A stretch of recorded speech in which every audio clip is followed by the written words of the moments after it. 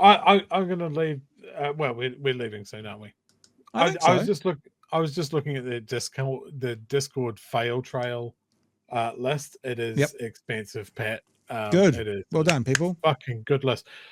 You could scroll for literally 3 minutes to get to the bottom of it. But what I came back for is just credit story. Credit to who said that. Just quickly, Barbara Edmonds. Cool. Thanks, team.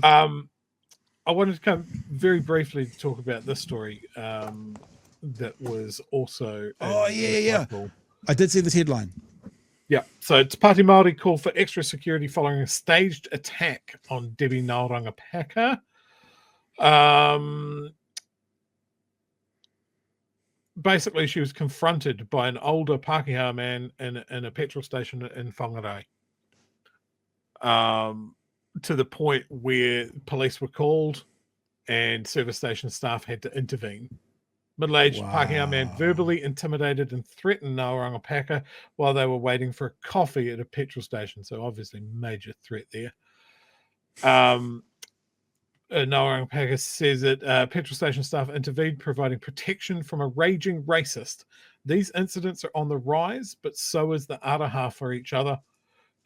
She said in a statement, due to concern that these incidents were becoming increasingly common, Te Pāti Māori would be writing to the Speaker asking for better security and support for MPs. Now, this isn't just this one incident. This isn't even this one particular incident. Remember, there have been multiple studies since COVID that said that MPs are more often confronted by angrier people. So I do want to say that this request seems to be to the benefit of all MPs.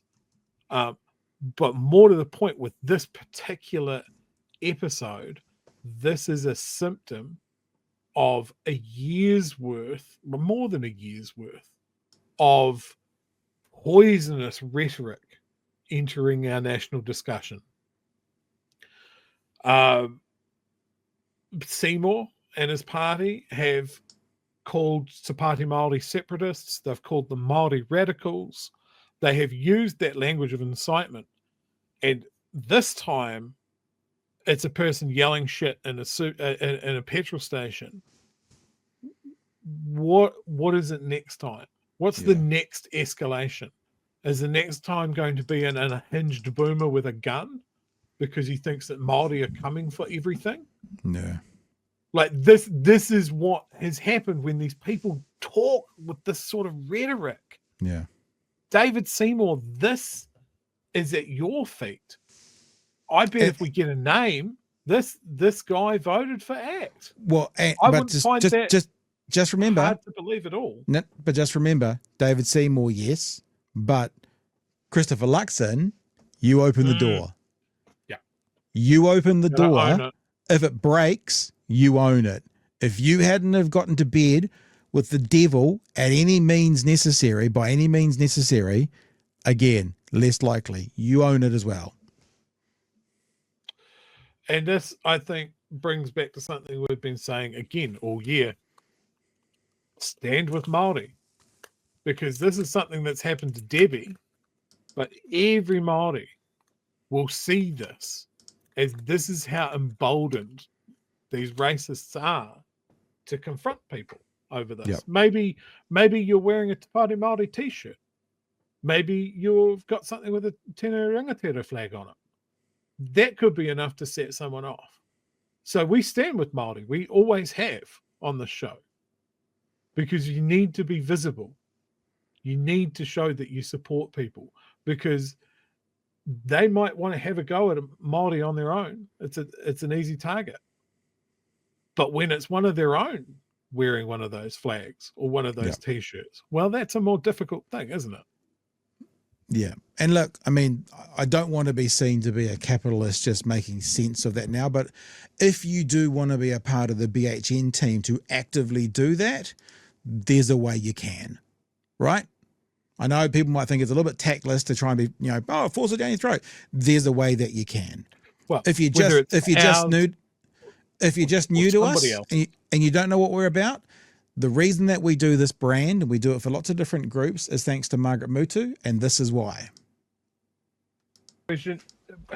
there's a lot of talk with people that watch our show and that sort of thing about what the best, what in your opinion, what's the most effective way the Pākehā can support Māori in this fight so that they don't feel like they're doing it all by themselves?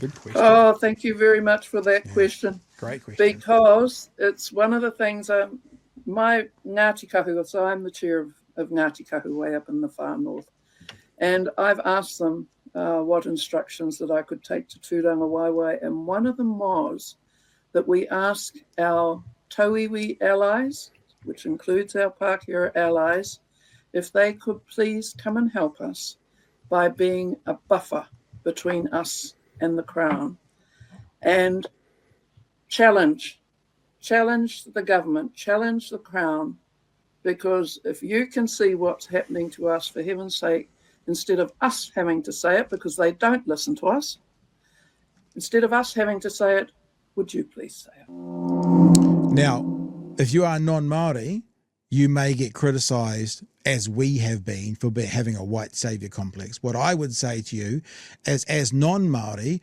we've sort of been given a job to do by Professor Margaret Mutu.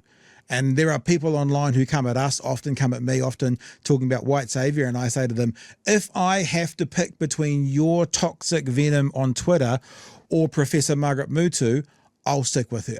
Now, just to reiterate, I guess what Chewie was hinting at as well, don't buy this stuff, right? I'm not doing it as a hard set, but I'm saying there's ways you can show your support, whether you are Māori or non-Māori.